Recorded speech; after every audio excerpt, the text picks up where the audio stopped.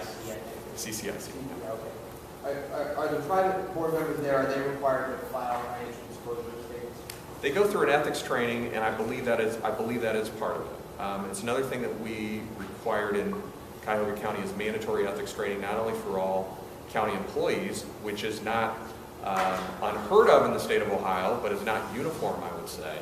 But we also require mandatory ethics training for all vendors that do business with the county, and also all board appointees. So I believe the answer to your question is yes, but I'll double check for you. Got time for just a couple more. Do you have a response to the Ohio Republican Party's call for an elections investigation on the donation that Sean was here to your campaign after you appointed him to the CCIC? Yeah, I'll tell you what my response is. My response is I'm very interested to hear that the moral standard that Governor Kasich and his team want to put out is that donations from appointees are improper. Because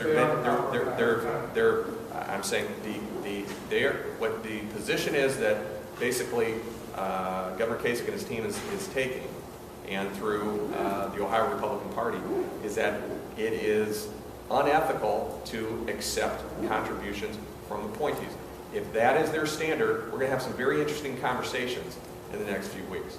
Because we have a process where we actually involve the Inspector General to try to identify these contributions, and when they're identified, we return them. We will hear what Governor Kasich has to say about how he's monitoring any contributions that may be out there from political appointees, and we shall see. But I have a feeling they're going to suggest there's one standard for me, and we'll see what the standard is for them.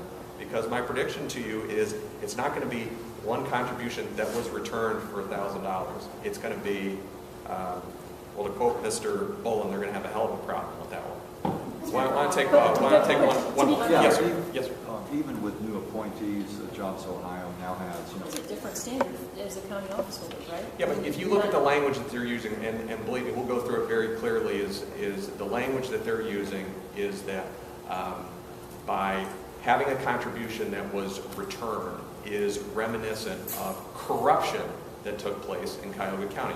So if they're saying that getting a contribution and returning it is reminiscent of corruption in Cuyahoga County, it's very, very fair to say, what is your standard? You don't have to, you can exceed state standards if it's something that you feel strongly about. If you feel like there's a moral and ethical issue, then you should follow it. And they've been quite clear they think that is an ethical issue. And so we'll have to see in the coming days and weeks whether or not that's something that they're abiding by. If they're not, that's something that I hope they will be willing to clean up. We're also saying that you did not uphold the higher standard you set for yourself. But we did, because we returned every single contribution that was flagged. The only time there was even any delay was because the Inspector General, that we, unique among Ohio officials, we actually turned all of our contributions over to an independent Inspector General and asked her to flag it for us. The only time there was even a delay was when her own office did not find it. But again, I will measure that standard against theirs any day of the week. My guess is what you're going to find is they'll say, well, there's one set of rules for him, and we're going to have a different set of rules for ourselves. But let's look at how prevalent it really was under this administration. I think it's going to tell quite a different story. Thanks for coming out. I appreciate it.